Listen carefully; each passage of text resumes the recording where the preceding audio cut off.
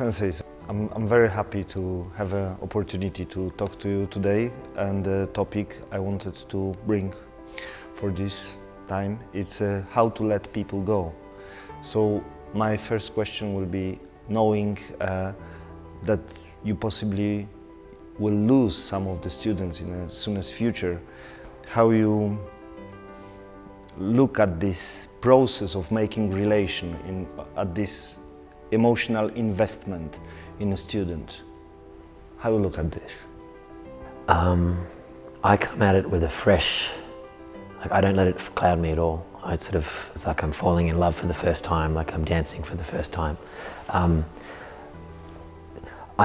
sorry about this, but when I started, I had a kid and he was with me for 8 years. He started when he was 10 and he was a really close and amazing student. And then he left me, and he left me really bad. Like he knew exactly where to put the knife in. He left me, and it killed me. And I dealt with that, and that changed how I related to my students. And then about 6 years later, I saw his mum, and he had tried to commit suicide. So you never know what's happening.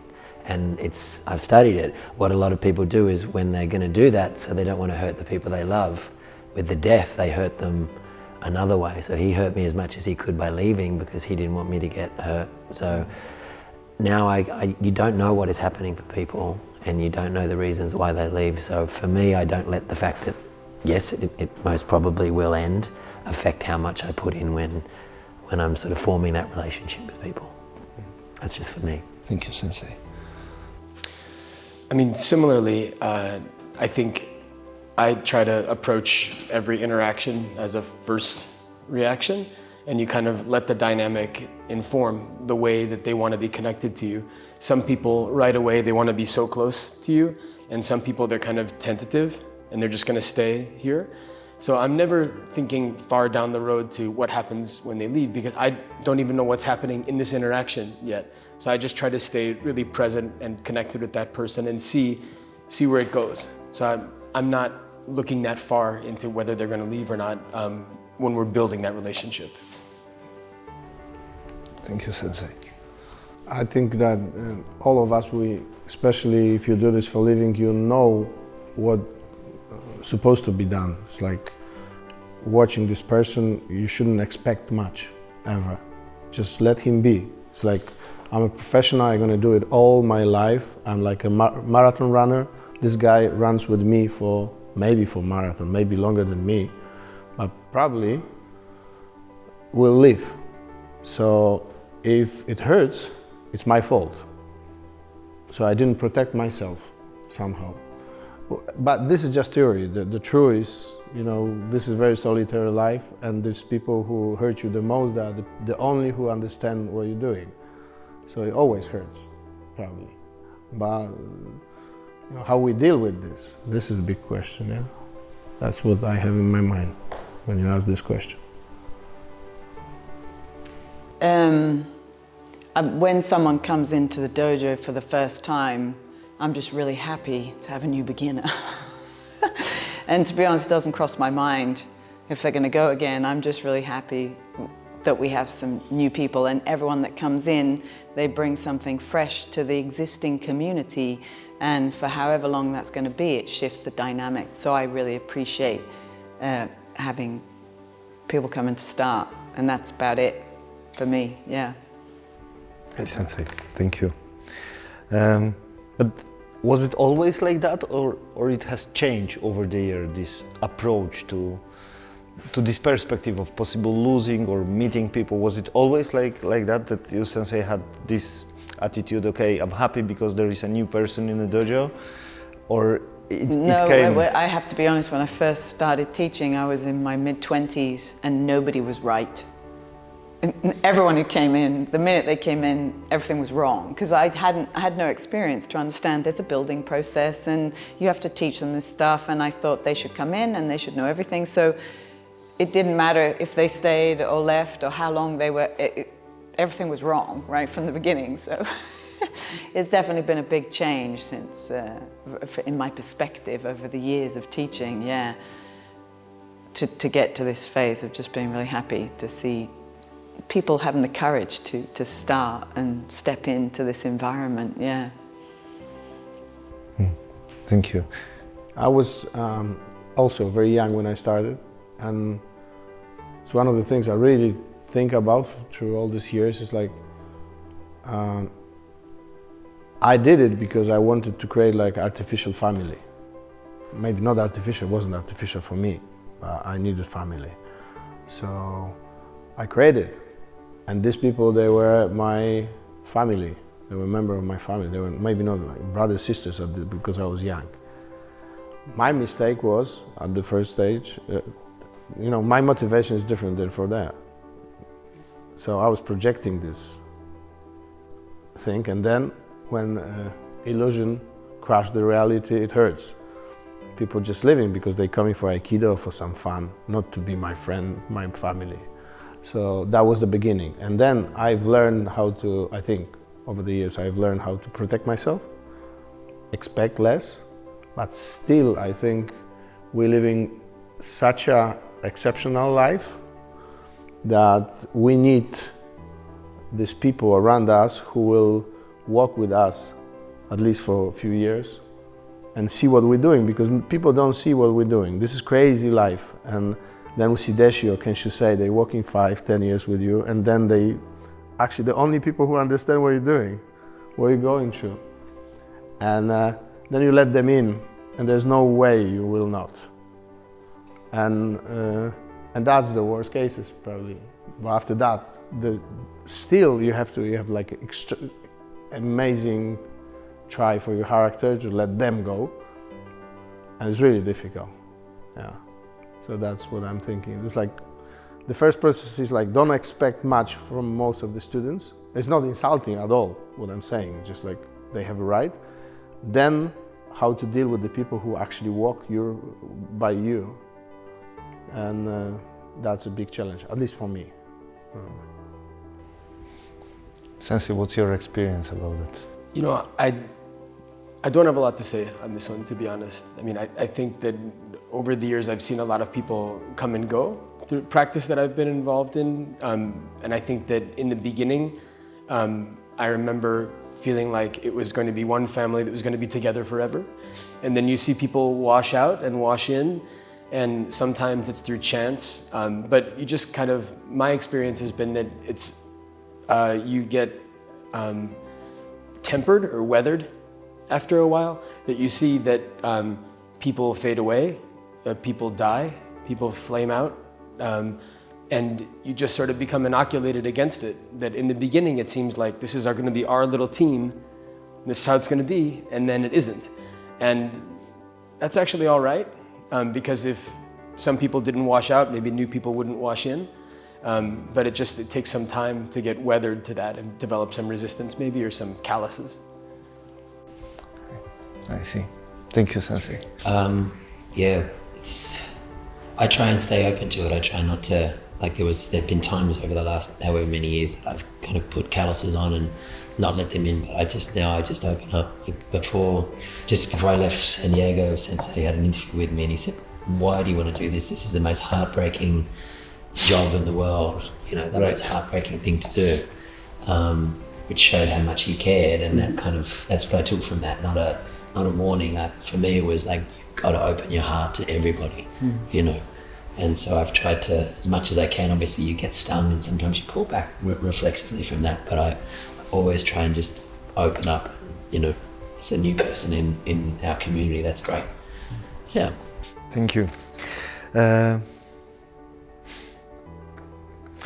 So it's a little bit more personal, in fact. I'm very curious, if at all, but if yes, how this deep experience of dealing with so many people getting into your heart and then just moving away and leaving you with this feeling, if that influence or in what way it influenced the way you make the relationships outside of direct context of Aikido. I know that the practice is all life, but we still divide it somehow. Yeah?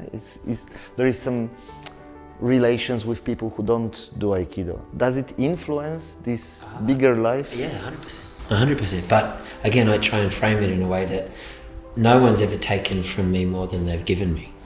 So even, you know, no matter how much it stung when they've left, you know, it's like when someone dies or your marriage breaks up or anything like that, you know, at the time, yeah, it hurts. But when you step back and look back, there's so much more good than bad. So yeah, I try and engage as deeply as I can with everybody I meet, because it's like a unique opportunity. It's such a gem. And I think, you know, I'm super biased, but I think the way we interact with each other as humans in the dojo kind of lets us have a deeper appreciation for that than maybe a layperson. Maybe that's arrogant. Maybe people connect really deeply with, you know, their sport or their knitting or whatever it is that is their thing. You don't want to, ours isn't the only thing, but yeah, I try and, yeah, I think it does definitely spread out.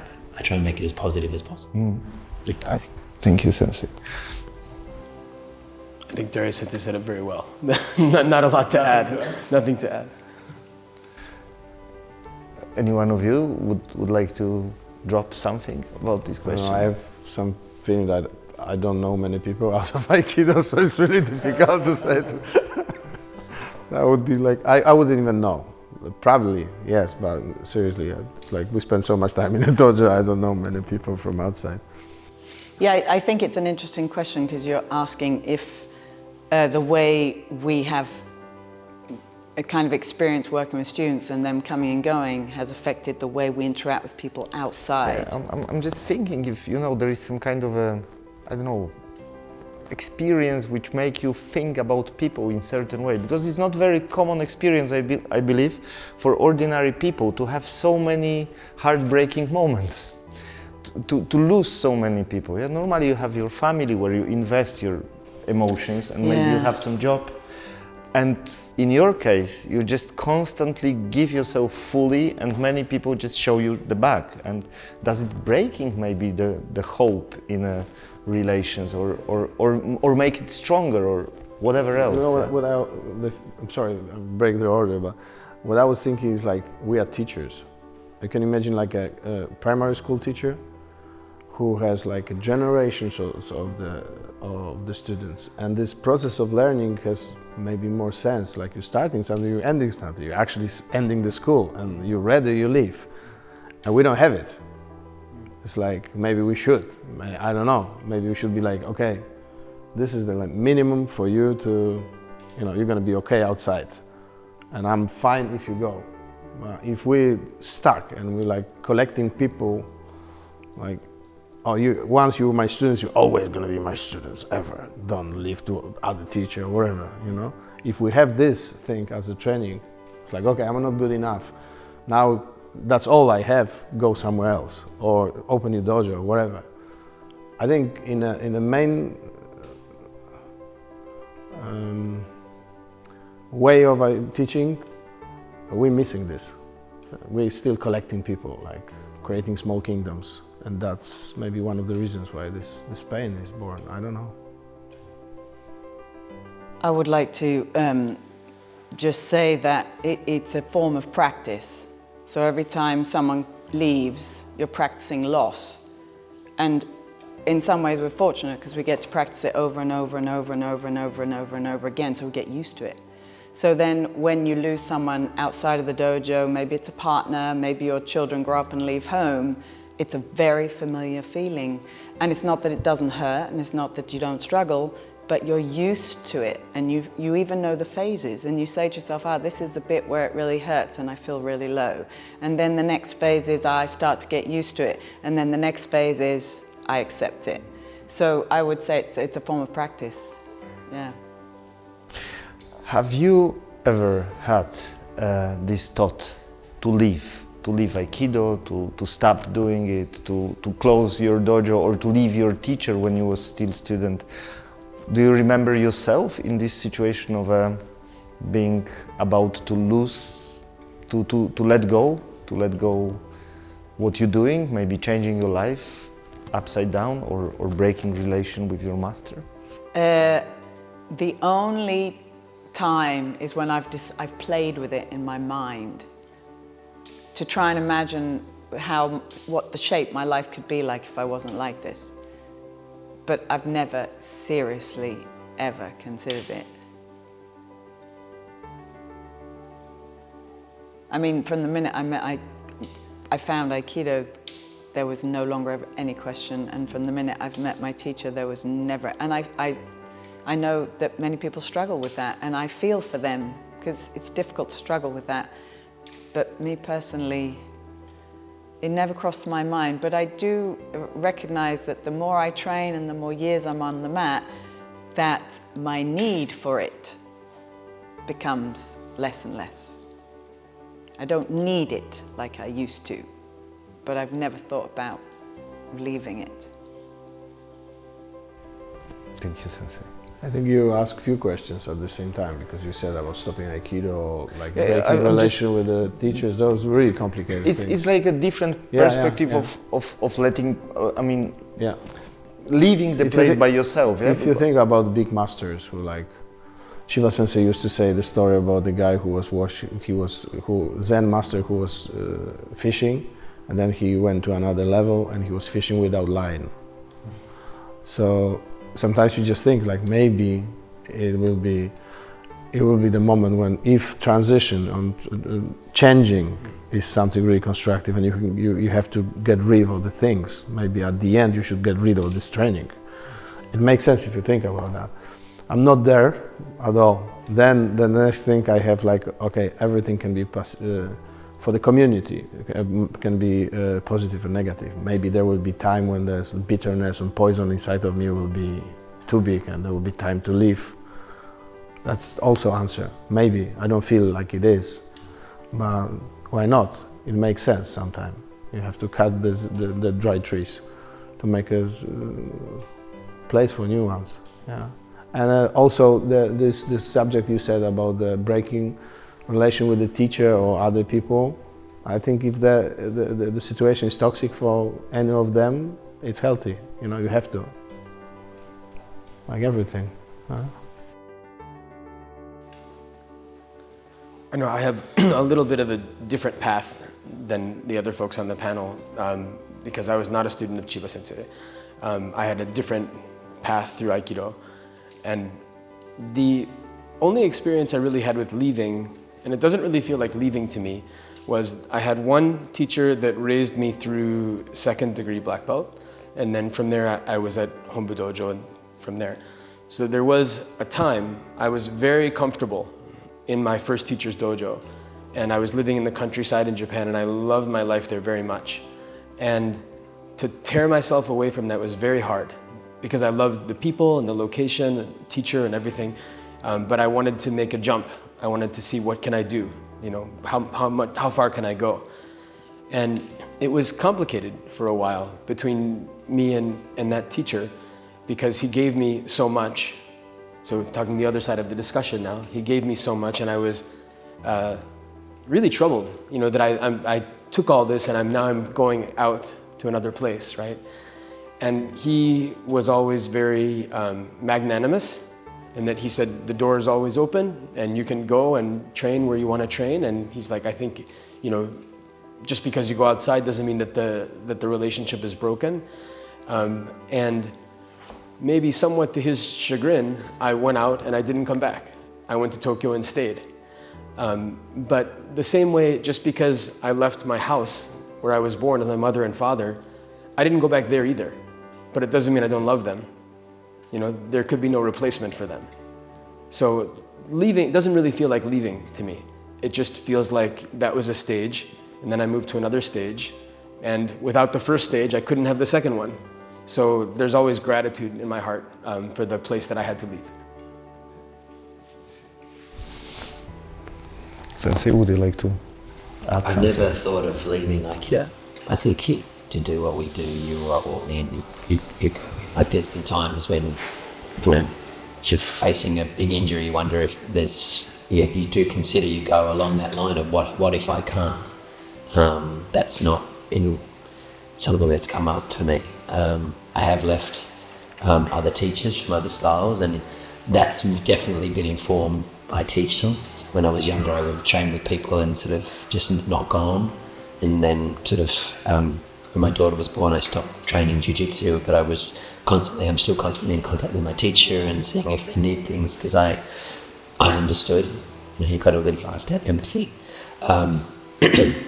I had to break relationships with my first Aikido teacher, which was really hard, and that was an interesting process because he was my teacher and I could put up with whatever he was giving me to a point, but then I got to a point where it was affecting my students, so it stopped being about me and it started to be about the people that I was responsible for, and that's what prompted me to take that big step, which was really hard and awful, and so that was interesting, that motivated me. I wouldn't let my students face what I was happy to face. And maybe you don't see the toxicity, but then it affects somebody else. But that was hard. But it was very clear. It was like, no, there was a point, and I got to that point, and then we're done. So yeah. Making it opposite. Have you ever found yourself in this position to inspire or push someone to leave? Yeah, because maybe it's healthy for the dojo. Or... I've kicked people out of my dojo. I've said, like, I've had ichideshi and I've had students that's like, you got to get out now, you're too comfortable here. I've done that. But I don't, I'm not a teacher. Like, some teachers use drama as a tool. I don't use drama as a tool. So irrespective of where they go, and I've had students that have trained with other teachers, and I'm really happy to have my students go and train and experience the world, and if they don't come back, that's okay. They're like my children. A lot of them I've known longer than my children. So no, I've never had. I've kicked people out of my dojo for inappropriate behaviour, and so I suppose in that context I've broken relationships with them, but thankfully so far nobody that I've had a close relationship has fucked up in that way. Sorry about the language. Yeah. So sometimes I've had people come that weren't raised by me, and they had to go, and that is easy. That's a no-brainer. It's more like that wasn't hard at all. It's like there's one piece of cancer, you've got to cut it out, otherwise it can kind of affect the dojo. Yeah. Thank you, Sensei. For any of you, something like that has happened, that you needed to inspire or push people to break the relation with you, to make decision because you saw it's toxic, maybe? I think we see the mechanism, we see the way, especially in a way. I'm teaching very physically intense way, so there's a point where they rebel against you, and sometimes I see it's coming before they know it, and so we're trying to go through it together. Usually doesn't help because this rebel is like necessary part of this process. About how you're gonna go through it, it's a big question.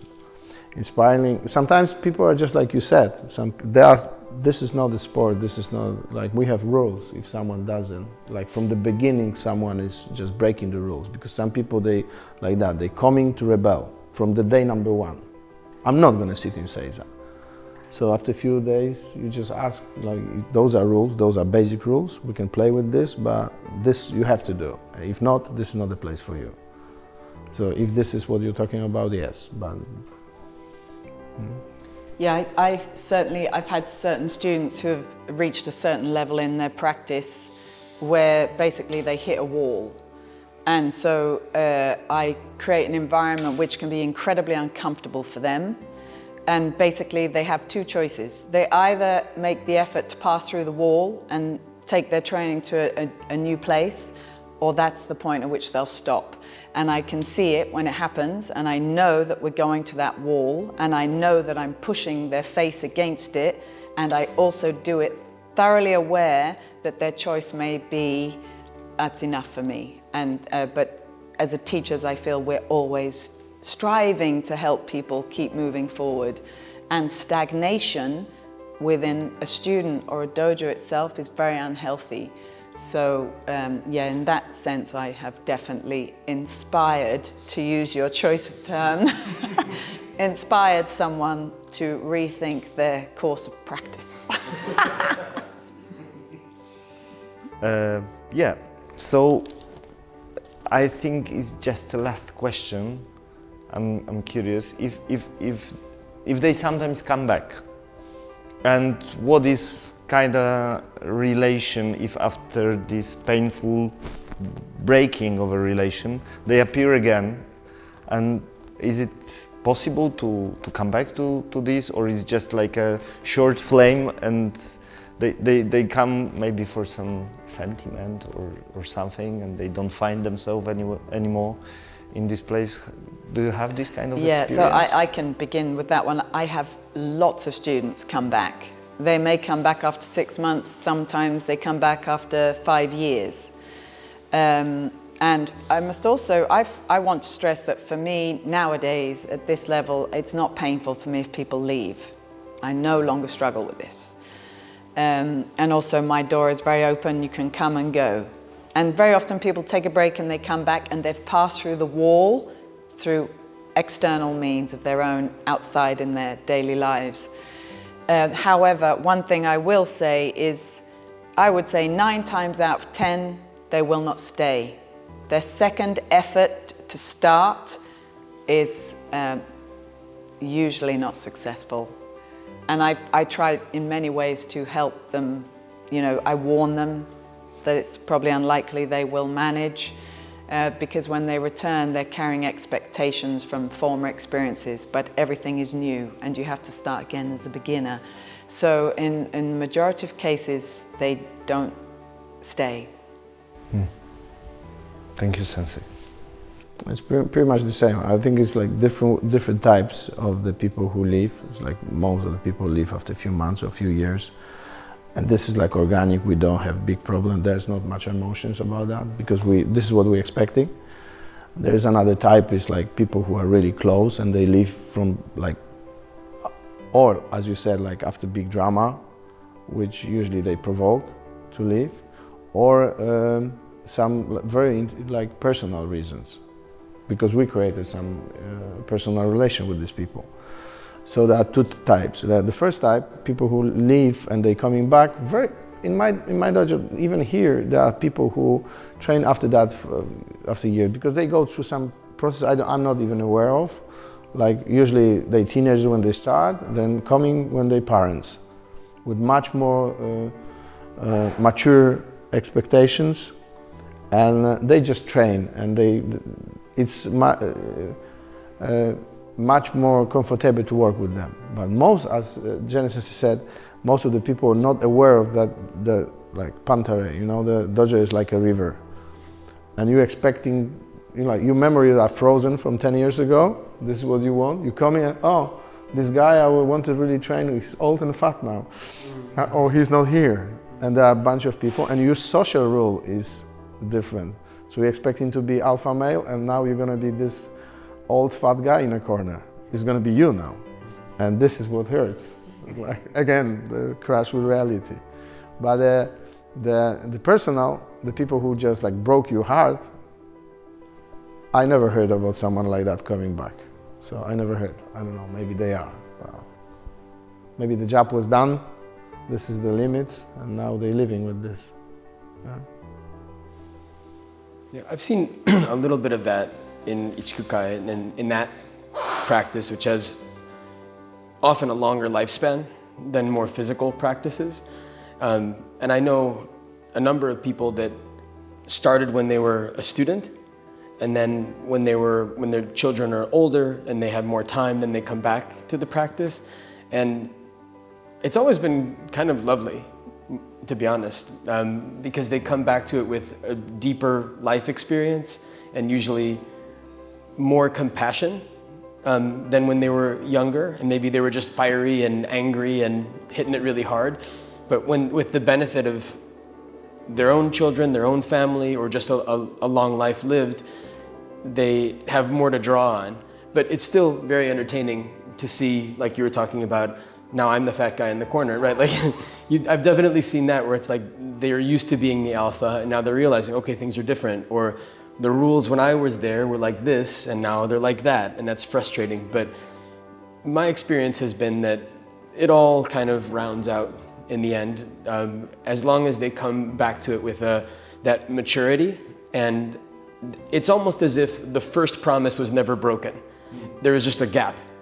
that's different, I think, than someone being in and breaking away and then trying to restart, which I think is much more difficult. This is just, I was just away for 30 years for whatever reason, but my commitment never faltered. And I think in those cases, it's really rather nice, and it rounds out the dojo in really a lovely way. Thank you, Sensei. Yeah, I'd very much to add to that. You see it is hard, and I do tell people who've had a break, you know, and there's a gender-based inequality a lot of times in terms of, you know, some of my students have kids and then they have 2 or 3 kids, and it takes them out of the dojo, you know, just they have to go out for, you know, while they're doing that really crucial job, and then, you know, coming back you have that ego of, you know, I used to be able to take a kemi like this, or I used to be able to do that, and your body's changed, or, you know, so yeah, but I try and warn them about that, and they usually do a couple of classes and say, no, I preferred it. I prefer remembering my glory days. My glory days are better in my memory than the actual reality of what I got to do conditioning. Yeah, exactly. But, you know, I've been blessed again. A lot of them have worked through that, which I really respect. And even, you know, some of my students are quite, you know, I watch them train, I think, I don't know if I can do what you do. Like, it looks so painful, you're struggling, you're like bashing your head against a brick wall every day, but they still keep coming. So all I can do is be in awe of that, and, you know, try and give them a bit of experience. Like, talk about, you know, you're probably not going to make it. This is why you're not going to make it. And sometimes that's enough for them to get, you know, to get through that, because it's something, you know, really understandable to feel. Yeah. Thank you very much. I don't think I have more questions, so thank you for this meeting. Thank you very Thank much. you.